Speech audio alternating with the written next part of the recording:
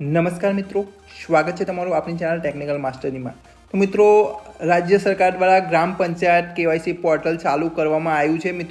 મિત્રો આ ગ્રામ પંચાયત પોર્ટલ દ્વારા લોગિન કરી તમે આરામથી તમારા ફિંગર વડે ઈ કેવાયસી કરી શકો છો। તમે કેટલા દિવસથી જોતા હશો વિડીયો કે કેવી રીતે તમારે ઈ કેવાયસી કરવાની છે। વોટ્સઅપ પર, ફેસબુક પર ઘણા મેસેજ આવી રહ્યા છે કે સપ્ટેમ્બર મહિના સુધી તમારે ઈ કેવાયસીની પ્રક્રિયા પૂરી કરી દેવાની છે।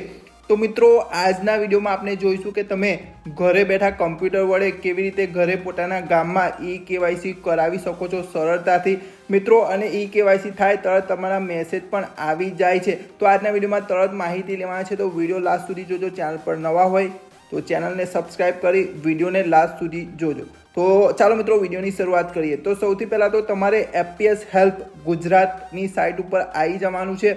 અહીંયા સર્ચ કરી અને આ પહેલી જે સાઇટ છે એની આપણે ઓપન કરી લઈશું મિત્રો। ઓપન કર્યા બાદ અહીંયા તમને એક જે લિંક છે તે મળી જશે।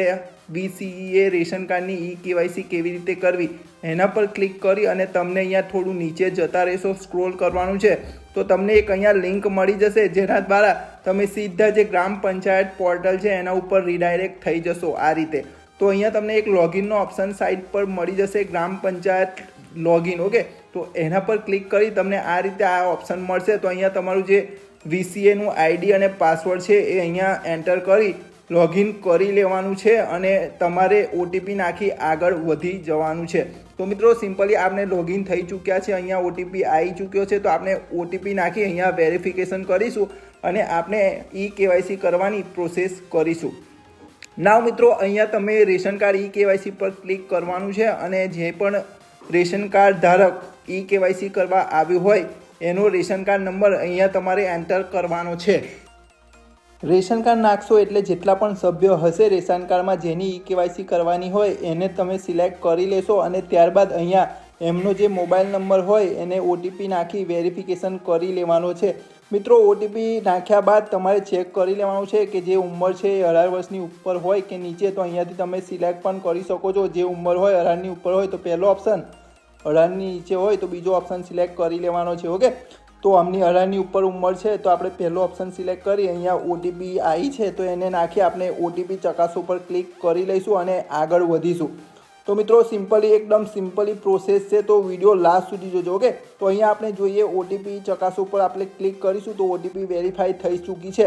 હવે અહીંયા આપણે કન્સર્ન પર ક્લિક કરી આગળ જાઓ પર ક્લિક કરીશું, ઓકે મિત્રો। જેવું આપણે ક્લિક કરીશું તો આ રીતે પ્રોસેસ ફોર ઈ કેવાયસીનો ઓપ્શન આવશે, તો એના પર ક્લિક કરવાનું છે। ત્યારબાદ તમારા જે કમ્પ્યુટરમાં મંત્રા ફિંગરપ્રિન્ટ હશે તો અહીંયા લાઇટ આવી જશે, કેપ્ચર ફિંગર પર ક્લિક કરતા ત્યારે તમારે જે કસ્ટમર હોય એનો ફિંગર મુકાવી દેવાનો છે અને જે પણ કસ્ટમર હોય એ ફિંગર મૂકશે એટલે એની દરેક ડિટેલ જે આધાર કાર્ડમાં હશે એ અહીંયા તમને શો થઈ ચૂકી છે। હવે અહીંયા રીડાયરેક્ટ પર ડાયરેક્ટ તમારે ક્લિક કરી અને જે VCE હોય એમનો ફિંગર અહીંયા મુકાવી જે ઓથેન્ટિકેશન કરવાનું છે। આ નવો ઓપ્શન આવ્યો છે કારણ કે જ્યારે ફિંગર VCE મૂકશે ત્યારે જ કોઈ પણ સભ્યનું ઈ કેવાયસી સફળતાપૂર્વક થઈ શકશે। તો સિમ્પલી અહીંયા તમારે કેપ્ચા ફિલ કરવાના છે અને અહીંયા નીચે સબમિટનો ઓપ્શન આપેલો છે એના પર ક્લિક કરી લેવાનું છે મિત્રો। ક્લિક કરશો એટલે VCE છે એ પોતાનો ફિંગર રાખશે એટલે એમનું ઈ કેવાયસી સફળતાપૂર્વક થઈ જશે। તો બસ મિત્રો, આટલી જ પ્રોસેસ કરવાની છે। આટલી પ્રોસેસ કરશો એટલે તમારી ઈ કેવાયસી મામલતદારને પહોંચી જશે અને જ્યારે મામલતદાર અપ્રૂવ કરશે તો તમારી ઈ કેવાયસી થઈ જશે। તો બસ મિત્રો, વિડીયોમાં આટલું જ હતું। વિડીયો ગમ્યો હોય તો વિડીયોને લાઇક કરજો, શેર કરજો અને વધુમાં વધુ ચેનલને સબસ્ક્રાઈબ કરી લેજો। તો બસ મિત્રો, મળીશું નવા વિડીયોમાં નવી ઇન્ફોર્મેશન સાથે। ત્યાં સુધી રજા આપજો। જય હિન્દ, જય ભારત।